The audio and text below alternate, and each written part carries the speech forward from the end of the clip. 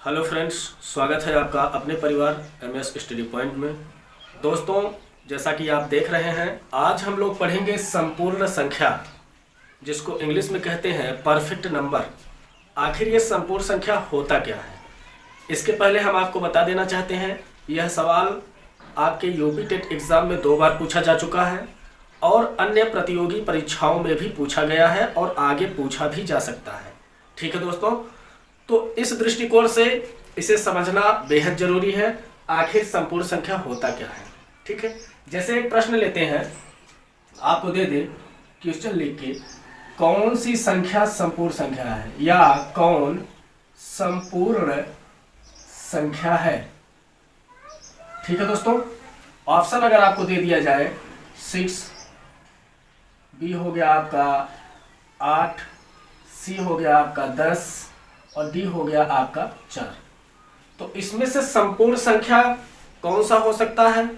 यदि आप नहीं जानते हैं तो आपके लिए ये कठिनाई का अनुभव हो सकता है, लेकिन यदि आप इसे पढ़ लेते हैं तो आप चुटकियों में 10 सेकंड नहीं लगेगा, इसका जवाब आप तुरंत दे ले जाएंगे। तो चलिए दोस्तों, इसका जवाब देने से पहले हम ये जान लेते हैं कि संपूर्ण संख्या कहते किसे हैं। संपूर्ण संख्या का मतलब होता है ऐसी संख्या जिनके गुणनखंडों का योग संख्या का 2 गुना हो जाए, वही संख्या संपूर्ण संख्या कहलाती है। क्या ऐसी संख्या, इसकी परिभाषा समझ लीजिए, ऐसी संख्या जिसके गुणनखंडों का योग, क्या गुणनखंडों का योग, ठीक है दोस्तों, ऐसी संख्या जिनके गुणनखंडों का योग संख्या का 2 गुना हो जाए। कितना हो जाए? संख्या का 2 गुना हो जाए, उसी को हम लोग क्या कहते हैं? संपूर्ण संख्या कहते हैं। ठीक, ये परिभाषा आपका शॉर्टकट में लिखा गया है। फिर से आते हैं, ऐसी संख्या जिनके गुणनखंडों का योग संख्या का 2 गुना हो जाए, उसे संपूर्ण संख्या कहते हैं। चलिए अब इसी के आधार पर कुछ एग्जाम्पल लेते हैं और उस एग्जाम्पल के माध्यम से हम समझते हैं कि आखिर कौन कौन सी संख्या संपूर्ण संख्या हो सकती है।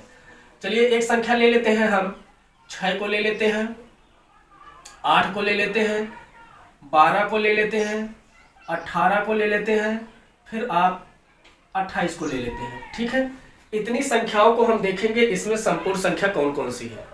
सबसे पहले हमने क्या कहा, यदि किसी संख्या के गुणनखंडों का योग संख्या का 2 गुना हो जाए, इसका मतलब हमें इस संख्या का गुणनखंड करना पड़ेगा। तो इस संख्या का गुणनखंड क्या होगा? 1 भी हो जाएगा, क्योंकि 1 से कट सकता है, 2 से भी कटेगा, 3 से भी कटेगा और स्वयं 6 से भी कटेगा। अब ये जो 1, 2, 3 और 6 निकल कर आया है, यह आपके 6 का गुणनखंड कहलाता है। अब हम क्या करेंगे, इन गुणनखंडों का योग करेंगे और ये देखेंगे कि इनके गुणनखंडों का योग क्या संख्या का 2 गुना हो रहा है या नहीं हो रहा है। तो चलिए इनको ऐड करते हैं। ऐड करने के बाद पता चला 6, 3, 9, 9, 2, 11, 11 और 1, 12।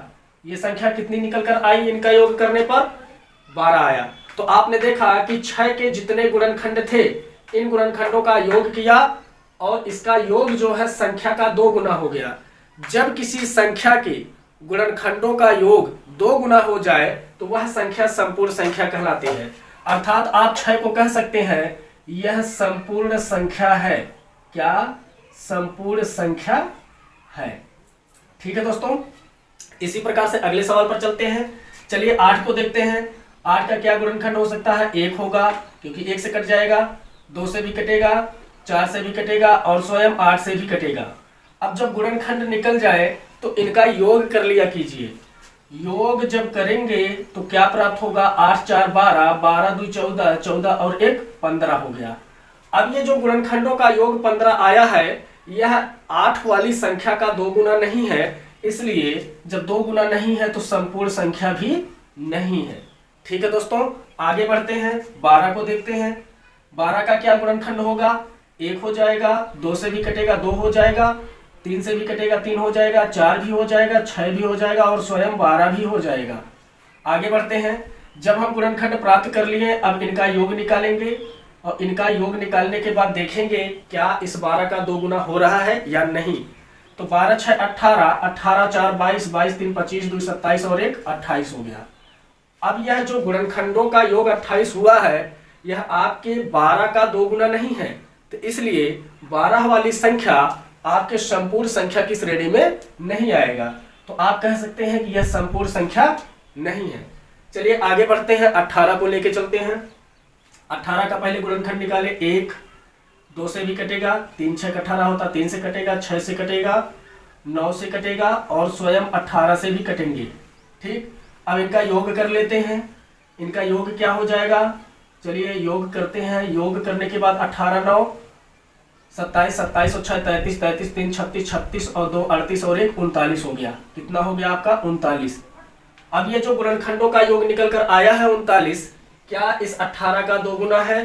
तो आपका जवाब होगा 18 का 2 गुना नहीं है। तो जब 18 का 2 गुना नहीं है तो संपूर्ण संख्या की श्रेणी में नहीं आएगा।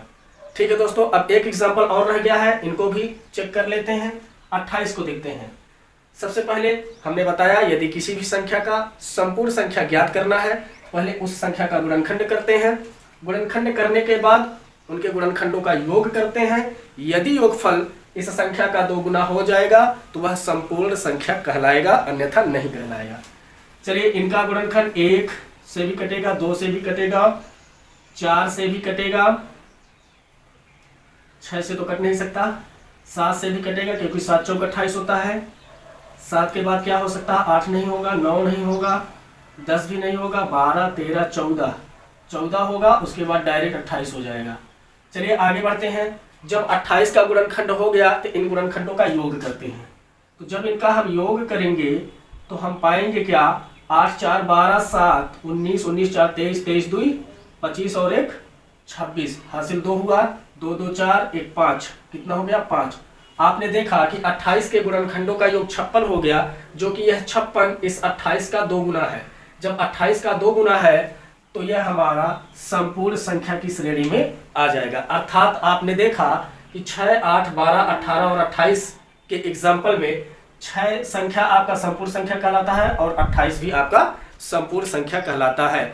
मेरे ख्याल से संपूर्ण संख्या से संबंधित सारी बातें आपको क्लियर हो गई होंगी। और हमने प्रश्न क्या दिया था, हमने प्रश्न दिया था कौन संपूर्ण संख्या है, कौन संपूर्ण संख्या है।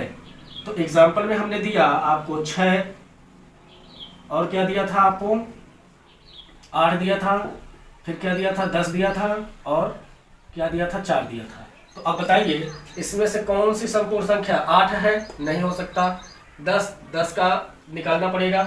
यदि आप 10 का निकालते हो तो 1 से कटेगा, 2 से कटेगा, 5 से कटेगा और स्वयं 10 से कटेगा। तो इनका योगफल जब करेंगे 10 5 15 15 2 17 और 1 18 हो जाएगा, जो कि इसका 2 गुना नहीं है, इसलिए ये भी नहीं होगा, ये भी नहीं होगा। 4 को देख लेते हैं, 1 से कटेगा, 2 से कटेगा, स्वयं 4 से। अब इनका योगफल करते हैं, 4 2 6 और 1 7, जो कि इनका 2 गुना नहीं है, तो इसलिए ये भी नहीं होगा।